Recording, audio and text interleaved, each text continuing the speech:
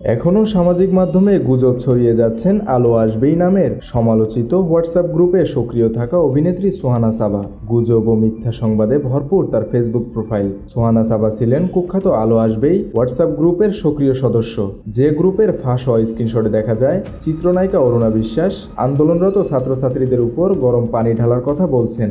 আলো আসবেই গ্রুপের অ্যাডমিন ছিলেন সাবেক সংসদ সদস্য ও অভিনেতা ফেরদৌস, নায়ক রিয়াজ, অভিনেতা সাজু খাদেম ও অভিনেত্রী শামীমা তুষ্টি। আর এতে যুক্ত ছিলেন শোবিজের অনেক তারকা। ছাত্র জনতার অভ্যুত্থানের পর উক্ত গ্রুপের বেশিরভাগ সদস্য আত্মগোপনে গেলেও নিজের ফেসবুকে সক্রিয় চিত্রনায়িকা সোহানা সাবা। তার প্রোফাইল ফলো করছে 2 লাখের বেশি মানুষ। সাবার প্রোফাইলে দেখা যায় সম্প্রতি ভারতের জয়পুর ইন্টারন্যাশনাল ফিল্ম ফেস্টিভ্যালের বিচারক মনোনীত হয়েছেন।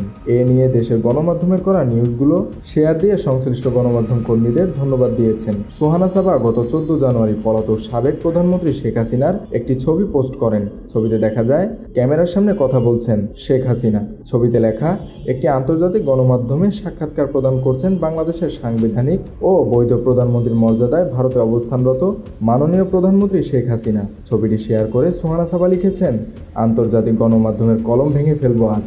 সাবার শেয়ার করা ছবিতে শেখ হাসিনার অনুরাগীরা আনন্দ প্রকাশ করেছেন। তবে ফ্যাক্ট চেক করে দেখা যায় শেখ হাসিনার এই ছবিটি বহু পুরনো। সম্প্রতি আন্তর্জাতিক কোনো গণমাধ্যমকে সাক্ষাৎকার দেওয়ার খবরটি আওয়ামী লীগের গুজব সেলের প্রচার করা একটি গুজব। বর্তমান অন্তর্বর্তীকালীন সরকারের ব্যর্থতা প্রমাণ করতে নোবেলজয়ী ডক্টর অমর্ত্য সেনের যে বক্তব্য সাবা পোস্ট করেছেন তার অর্ধেক সত্য, বাকি অর্ধেক সোহানার মন গড়া প্রোপাগান্ডা। খাদ্যের অভাবে দুর্ভিক্ষ হয় না, দুর্ভিক্ষ হয় ক্রয় ক্ষমতার অভাবে, এমন কোনো কথা অমর্ত্য সেন বলেননি। তিনি বলেছেন, খাদ্যের অভাবে দুর্ভিক্ষ হয় না, দুর্ভিক্ষ হয় ব্যবস্থাপনার অভাবে। ব্যবস্থাপনা আর ক্রয় ক্ষমতা শব্দ দুটির পার্থক্য বুঝতে না পারার কথা না এই অভিনেত্রীর। তিনি ইচ্ছা করে মিথ্যা কোটেশন ছড়িয়ে জনগণকে বিভ্রান্ত করছেন। শুধু সরকার বিরোধী প্রোপাগান্ডাই না, শহীদ আবু সাঈদের ঘটনাকে ফালতু বলা পোস্টও শেয়ার করেছেন সাবা।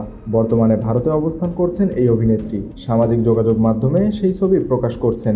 ভারতের জয়পুর ইন্টারন্যাশনাল ফিল্ম ফেস্টিভ্যালের বিচারক হিসেবে মনোনীত হওয়ার খবর জানিয়েছেন নিজেই। গত বৃহস্পতিবার এক ফেসবুক পোস্টে তথ্যটি জানান তিনি নিজেই। দীর্ঘ সেই পোস্টে সোহানা সাবা জানান, 2024-এর আগস্ট মাসে যখন আমাকে প্রতিবারের মতো প্রপোজাল দেওয়া হলো জুরি হতে, আমি এতটাই কাজিন হয়েছিলাম এবং মন খারাপ করেছিলাম যে চট করে এই প্রপোজালটা এবার অ্যাকসেপ্ট করে নিই। জি হ্যাঁ, আমি official jury of Jaipur international film festival 2024। আমি এখন জয়পুরের পথে কলকাতা থেকে ফ্লাই করার জন্য অপেক্ষা করছি। এদিকে ফেসবুকে গুজব, মিথ্যা খবর ও প্রোপাগান্ডার বিষয়ে মন্তব্য জানতে গত 15 জানুয়ারি বেশ কয়েকবার তার মোবাইল নাম্বারে কল দেওয়া হয়। তিনি কল রিসিভ করেননি। মেহেদী হাসান বাপ্পি, খুলনা গেজেট।